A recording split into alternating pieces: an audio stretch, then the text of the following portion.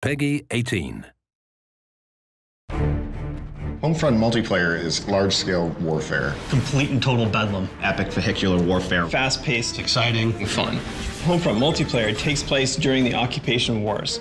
This is the time when the Korean army was invading the US after a deadly EMP attack and cyber attack. The remnants of the US military are kind of off, still trying to hold on and fight off the Korean invasion as best they can. The battles really take place in various locations, from suburban cul-de-sacs to department stores to a highway interchange, so you get to experience a wider swath of America. The multiplayer design goals really stems from wanting to build a large-scale warfare experience to really be the category leader in that audience. Make it accessible, make it intuitive, but most of all, make it a lot of fun. So you have infantry, you have drones, you have tanks, LAVs, helicopters, all those brought together in the battlefields. There's a lot of action going on. When you play Homefront, there's a tank rolling in, getting blown up, there's a helicopter overhead. We want to bring all those tools together into a really tight, cohesive package. What we're really trying to do is make the game play different than any FPS that you played before. The whole idea behind vehicles and Homefront is you should get in and start having fun right away. This is not the kind of game where you need to spend 2 hours learning how to fly a helicopter. Battlepoints really gives us an in-game economy. So you're doing actions in the game, and every one of those actions is earning you points. So Battlepoints basically allows us to put a price on each vehicle, to put a price on every special weapon.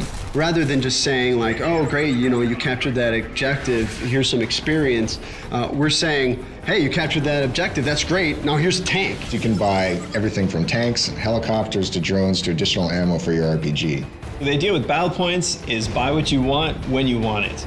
So if you're fighting a vehicle and you need a new rocket launcher, you can pick one up right on the fly. The near future setting for Homefront gives us the ability to bring in some near future technology like drones. What drones add to the game is a lot of new and interesting types of ways to fight your enemy and to fight them without putting yourself at risk. I may spawn in the game initially and deploy my recon drone, and I start marking different targets. Ground control, everyone races for these 3 objectives, and then when you capture an objective, you start gaining points. Now, when you gain enough points, it'll actually push the whole line over to the enemy section. You're not spread out amongst a vast area. You feel the infantry-style combat, that intense battle for the objective points, as well as have the epic vehicular warfare reigning in.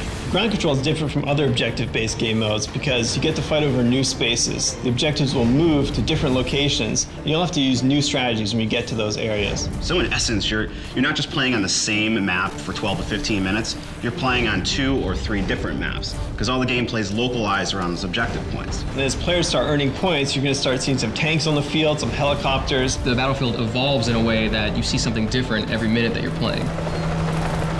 Homefront is doing dedicated servers. In console games, you can get up to 32 players. In PC, obviously, it's even more important to have dedicated servers. After Homefront ships, I'm probably gonna kick back by playing Homefront and destroying noobs online. It's interesting, as a developer, you have pretty much like one day where you know a lot more than everyone else at the game. After that one day, you're getting your ass kicked like everyone else.